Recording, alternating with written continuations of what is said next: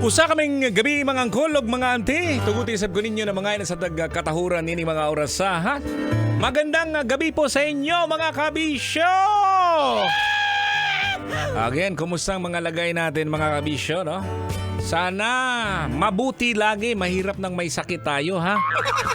Oo, kahit na konti lang yung income po natin, araw-araw, gabi-gabi, at least kahit papano, malusog naman tayo, no? Healthy naman tayo. Wala naman tayong sakit. Yo, Words! Ayan, syempre, kung ako naman po, mga kabisyo, kailangan pa bang i-memorize yan, no? Basic na yan.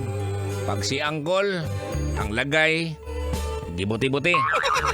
Ayan, sa gabing ito po, mga kabisyo, syempre sa mga nakatutoy sa atin, no? Shout out muna tayo, no?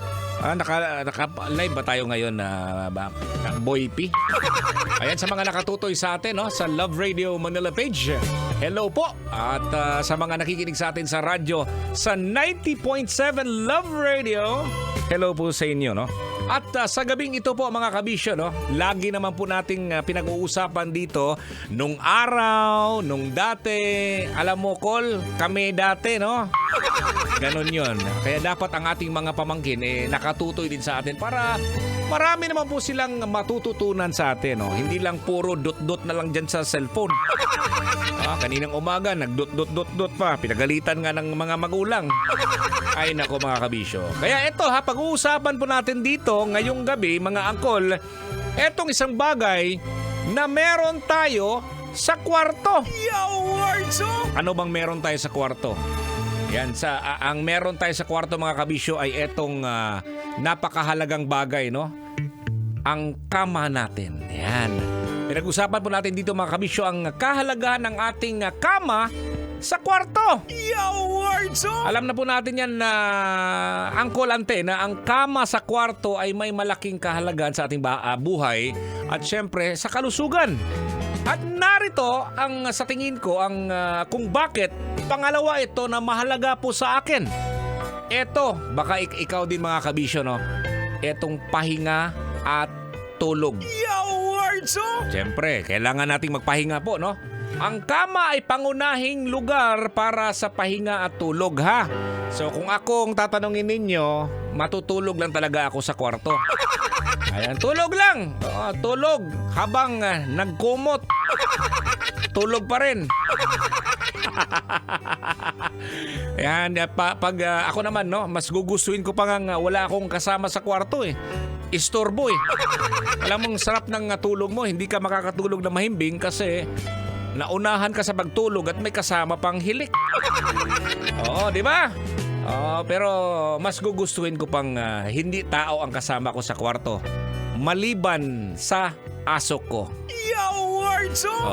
Marami akong mga post na mga kabisyo sa yung kasama ko sa kwarto nakahiga yung aking aso. Yo, Words! Alam ko may iba dyan mga dahilan kung bakit mahalaga ang kama sa kwarto po mga kabisyo, no? Pero kung akong tatanungin, kailangan pa bang i-memorize yan? Naalala ko lang nung araw, no? Kasi mga bata po ngayon, kutson lang yan, di ba? Kutson na ngayon. Pero nung araw po mga kabisyo, yung kama po ay gawa po sa kawayan. Baka hindi alam ng mga pamangkin po natin na yung mga kama dati gawa sa kawayan. Pag konting galaw ni Uncle at saka ni Auntie, tumutunog. Ano? Ang hirap nung araw po, no? Pero ngayon, ang ganda na ng higaan po ng ating mga pamangkin ngayon. Di ba? Saksi po tayo. Merong yung kama gawa po sa anong klase na? Plyboard na. Yo, Words! Pero nung araw, gawa sa kawayan, tapos nilalagyan po sa ibabaw ng lawanit. Wala pang kutson. Sakit sa likod yun eh.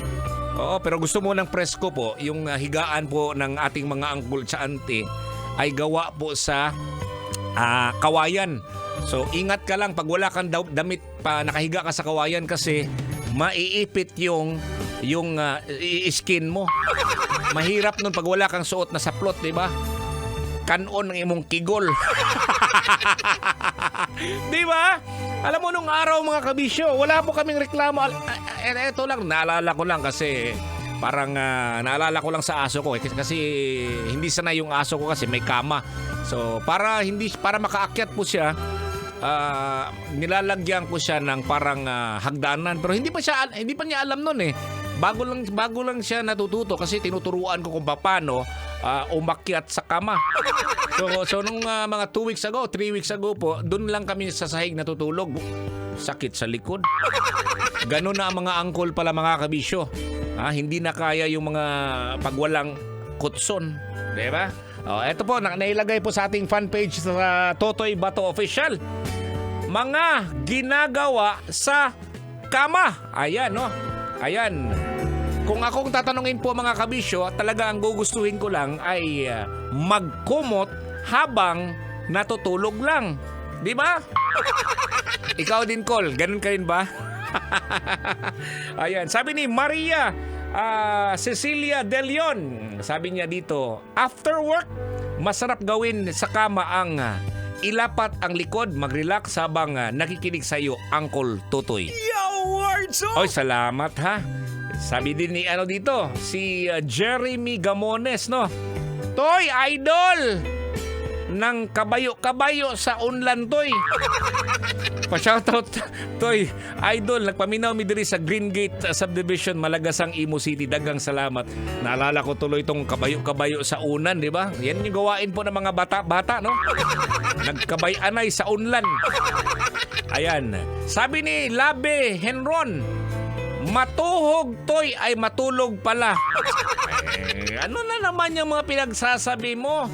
Sabi ni Butchok the Great, magtupi ng damit, Toy. Yo, words Naalala ko lang nung araw po, mga kabisyo, pag nagtutupi po yung aming kasambahay, yung mga damit po, nilalatag yan dyan sa ibabaw po ng kama. Oo, yan. Dyan yung lagayan ng kama. Tama, magtupi ng damit. Sabi ni Adahet Gonzales Gray, magkwentuhan daw. Ha ha ha. Oo naman. Pwede naman gawin yung magkwentuhan pag may kasama ka, di ba?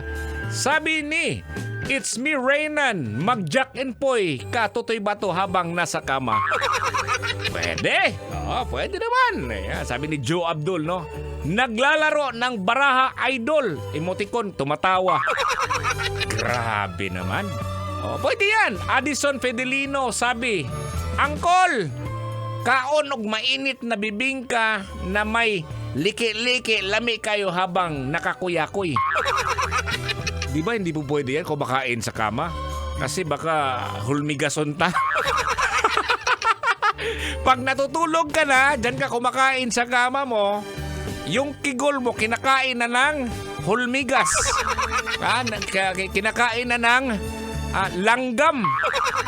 Pambihira na. Ano bang langgam? Yung langgam na ansa, hindi yung langgam na ibon. Ito kasi, mga kabisyo, yung langgam po sa Bisaya po, ang salitang langgam ay ants, lumilipad. Yan yung ibon. Ayan. Sabi ni Krish, naghigda samtang nag-cellphone, unya naminaw og sound sa Love Radio hantod makatulog. Yo, words Salamat, no? Sabi naman ni Agustin Antonio, matulog ng mahimbing tapos pagising, tulo laway. Pag ganun po, mga kabisyo, siguro masarap yung tulog mo, ha? Kasi tulo laway eh. Pagising mo, may panis na laway ka na. Ayan. Sabi ni John Jarenyo, magsipi ka, Toy, tas mag-ana-ana inig 1 a.m. na. Siguro may kasama ka, no? Ayan, shoutout po sa mga nakatutoy sa atin ngayon, no? Sa Love Radio Manila page.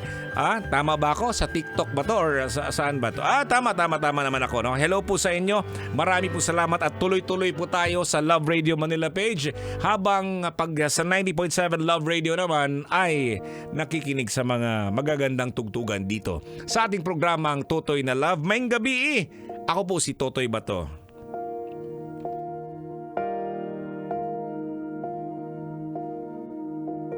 Kailangan pa bang i-memorize yan? Love Radio. Basic!